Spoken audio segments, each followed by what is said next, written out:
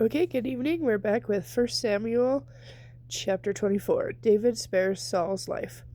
After Saul returned from fighting the Philistines, he was told that David had gone into the wilderness of En-Gedi. So Saul chose 3,000 special troops from throughout Israel and went to search for David and his men near the rocks of the wild goats, at the place where the road passes some sheepfolds.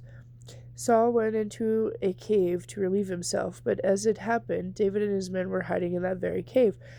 "Now's your opportunity," David's men whispered to him. "Today is the day the Lord was talking about when he said, 'I will certainly put Saul into your power, to do with as you wish.'" Then David crept forward and cut off a piece of Saul's robe. But then David's conscience began bothering him because he had cut Saul's robe.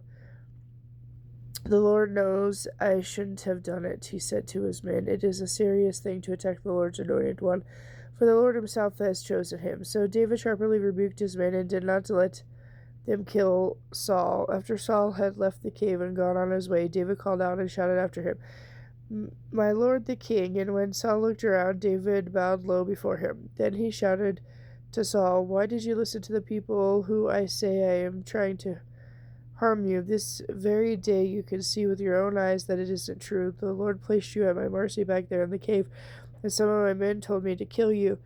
But I spared you, for I said I will never harm him. He is the Lord's anointed one.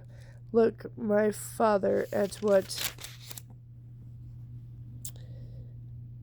I have in my hand. It is a piece of your robe. I cut it off, but I didn't kill you. This proves that I am not trying to harm you and that I have not sinned against you, even though you have been hunting for me to kill me.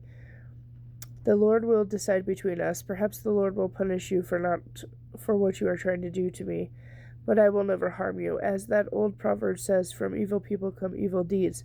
So you can be assured that I will never harm you. Who is the king of Israel trying to catch anyway?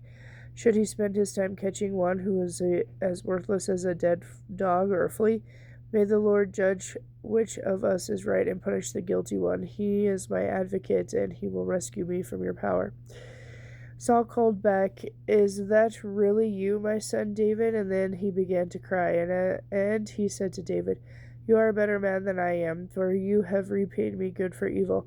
Yes, you have been wonderfully kind to me today, for when the Lord put me in a place where you could have killed me, you didn't do it.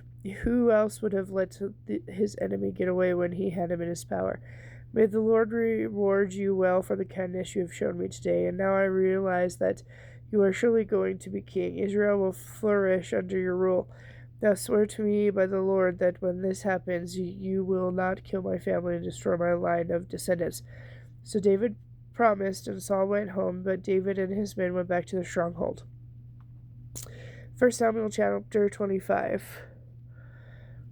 The death of Samuel. Now Samuel died, and all Israel gathered at his funeral. They buried him near his home at Ramah. Nabal angers David. Then David moved down into the wilderness of Maon. There was a wealthy man from Maon who owned property near the village of Carmel. He had 3,000 sheep and thousands of goats. It was a sheep-shearing time. This man's name was Nabal, and his wife Abigail was a sensible and beautiful woman. But Nabal, a descendant of Caleb, was mean and dishonest in all his dealings. When David heard that Nabal was shearing his sheep, he sent 10 of his young men to Carmel. He told them to deliver his message: "Peace and prosperity to you, your family, and everything you own.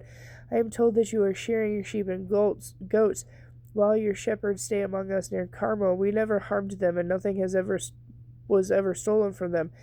Ask your own servants, and they will tell you this is true. So would you please be kind to us, since you have come at a time of celebration? Please give us any provisions you might have on hand." David's young men gave this message to Nabal and waited for his reply. "Who is this fellow David?" Nabal sneered. "Who does this son of Jesse think he is? There's a lot of servants these days who run away from their master. Should I take my bread and water and the meat I've slaughtered for my shearers and give it to the band of outlaws who come from who knows where?" So David's messengers returned and told him what Nabal had said. "Get your swords," was David's reply as he strapped on his own. 400 men started off with David, and 200 remained behind to guard the equipment. Meanwhile, one of Nabal's servants went to Abigail and told her, David sent men from the wilderness to talk to our master, and he insulted them. But David's men were very good to us, and we never suffered any harm from them. Nothing was stolen from us in the whole time they were with us. In fact, the day and night they were like a wall of protection to us and the sheep. You better think fast, for there is going to be trouble for our master and his whole family. He's so ill-tempered that no one can ever talk to him. Abigail lost no time. She quickly gathered 200 loaves of bread and 2 skins of wine, 5 dressed sheep, nearly a bushel of roasted grain, 100 raisin cakes, and 200 fig cakes. She packed them on the donkeys and said to her servants, Go on ahead, I will follow you shortly. But she didn't tell her husband what she was doing. As she was riding her donkey into the mountain ravine, she saw David and his men coming toward her. David had just been saying, A lot of good it did to help this fellow. We protected his flocks in the wilderness, and nothing he owned was stolen or lost, or was lost or stolen. But he has repaid me evil for good. May God deal with me severely if even one man of his household is still alive tomorrow morning. Abigail intercedes for Nabal.